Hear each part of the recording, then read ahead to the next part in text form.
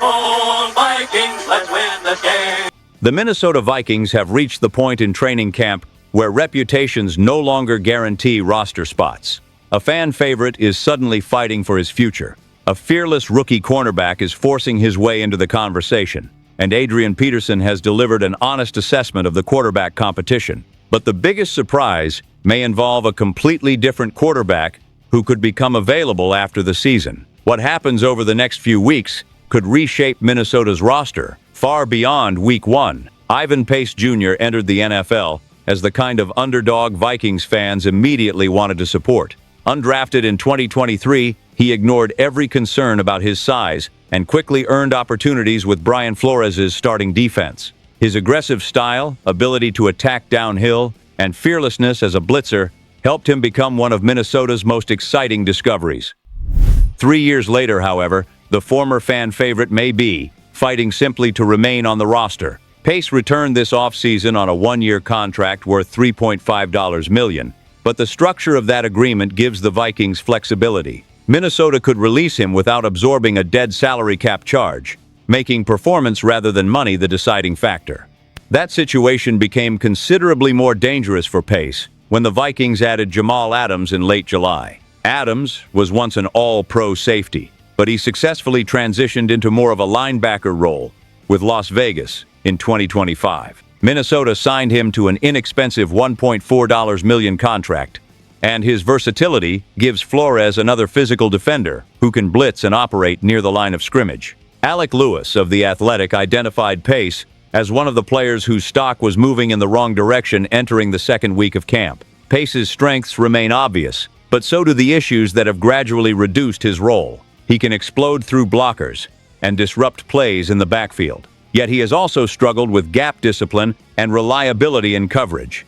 His defensive workload reflects those concerns. After playing 706 defensive snaps as a rookie, Pace was down to only 323 snaps in 2025. That does not guarantee he will be released, but the trend is difficult to ignore. There are still scenarios that could protect his roster spot. If Harrison Smith unexpectedly retires, Adams could potentially be needed in the secondary, although ESPN's Kevin Seifert has emphasized that Adams played linebacker, not safety, for the Raiders last season. Another possibility involves rookie Jake Golday moving permanently from inside linebacker to edge rusher. Minnesota lacks proven depth behind Dallas Turner and Andrew Van Ginkel, so Golday's position change could create room for Pace inside. For now, Pace is still capable of changing the conversation with a strong preseason. But for the first time since he arrived in Minnesota, his place on the team can no longer be considered safe. Quick favor, subscribe to the channel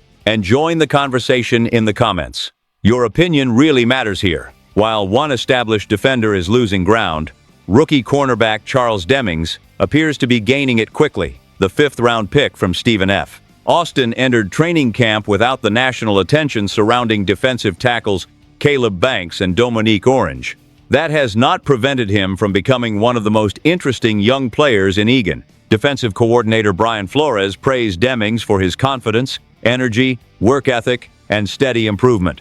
Flores specifically mentioned the rookie's attention to detail during individual drills, where Demings has worked on his footwork and hand placement before attempting to apply those techniques during group and team periods. That progression matters, because raw athletic talent alone will not secure a place in Flores's demanding defense. Demings must prove that he can process assignments, maintain proper leverage, and respond when elite receivers attack his technique. Fortunately, Minnesota gives him one of the best possible environments in which to learn. Every practice can include repetitions against Justin Jefferson, Jordan Addison, and Joanne Jennings. Demings has not looked intimidated by that challenge. During 7-on-7 work, he reportedly held his own even when matched against Jefferson. His response afterward revealed why the coaching staff may be so intrigued. Demings explained that he cannot step onto the field thinking about Jefferson's reputation. In his mind, the player across from him must become simply another receiver. That does not mean he underestimates his opponent. It means he understands that fear and hesitation can destroy a cornerback before the ball is even snapped. Demings already demonstrated strong playmaking instincts in college. Across 42 games at Stephen F. Austin, He recorded 63 total tackles, 35 pass breakups, and 9 interceptions.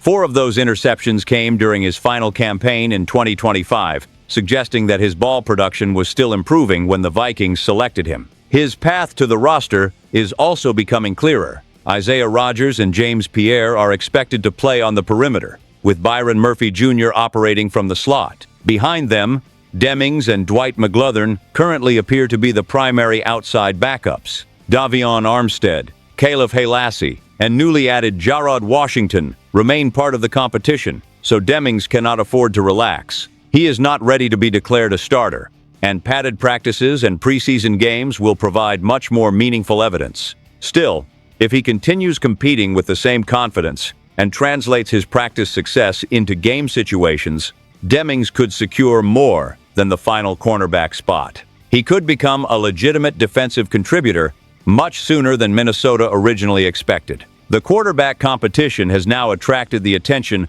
of one of the greatest players in Vikings history. Adrian Peterson offered a direct assessment of J.J. McCarthy and Kyler Murray, and his conclusion will probably create some disagreement among Minnesota fans.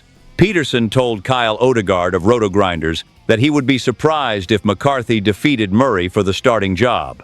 He made it clear that his opinion was not intended as an attack on the young quarterback. Instead, Peterson believes McCarthy still has significant development ahead of him. That assessment is understandable when considering how little football McCarthy has actually played. A knee injury erased his entire rookie season, and additional health problems interrupted his second year. He has made only 10 starts across 2 NFL seasons.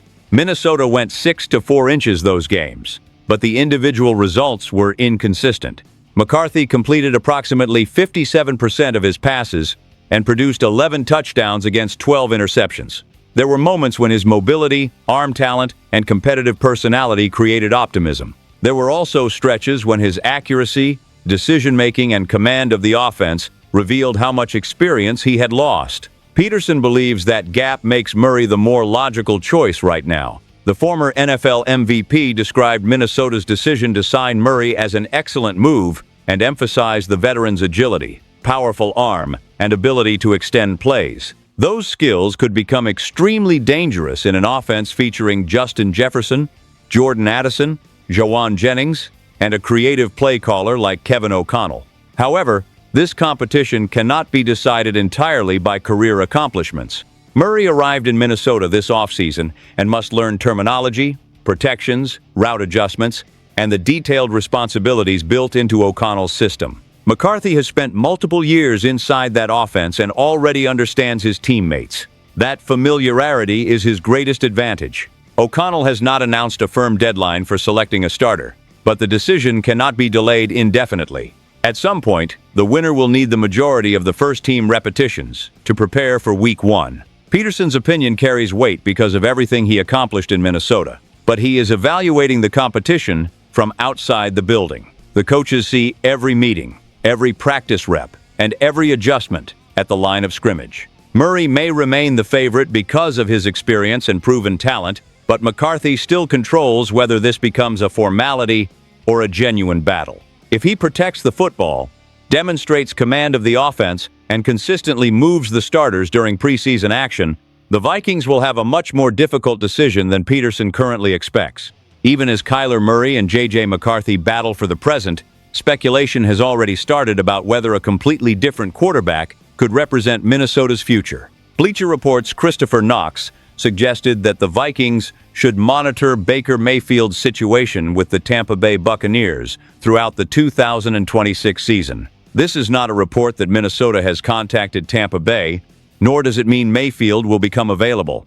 It is an early hypothetical based largely on the apparent lack of progress in contract discussions between Mayfield and the Buccaneers. Still, the possibility is fascinating because it raises an uncomfortable question. What happens if neither Murray nor McCarthy proves to be the long-term answer? McCarthy entered the league as Minnesota's quarterback of the future, but injuries and uneven performances have created legitimate uncertainty. Murray arrived on a veteran minimum contract after separating from Arizona, giving O'Connell an experienced option without forcing the Vikings into a major financial commitment. Both quarterbacks now have an opportunity to take control of the job, If one of them succeeds, any discussion involving Mayfield could disappear quickly. But if Minnesota spends another season searching for stability, the front office may be forced to examine every available veteran. Mayfield would be attractive because he has already rebuilt his career in Tampa Bay. During the 2024 season, he completed 71.4% of his passes for 4,500 yards, 41 touchdowns, and 16 interceptions. In 2025, his numbers declined, but remained productive. 3,693 yards, 26 touchdowns, 11 interceptions, and a 63.2% completion rate across 17 games. More importantly, Mayfield has demonstrated the leadership, toughness, and confidence required to operate as a franchise quarterback. Minnesota could offer him an elite receiver in Justin Jefferson, an offensive-minded head coach, and a roster built to compete immediately. That combination would almost certainly interest any veteran passer. The comparison to Sam Darnold is inevitable. Darnold revived his career with the Vikings, helped the offense finish 9th in scoring during a 14-3 season, and later won a Super Bowl after joining Seattle.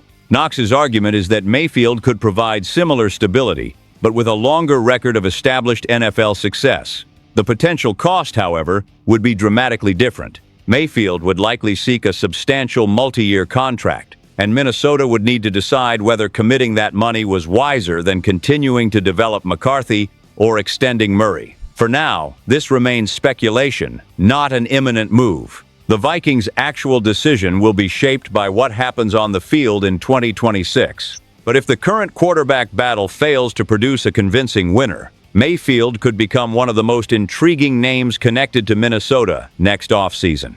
The Vikings are evaluating much more than starters during this camp.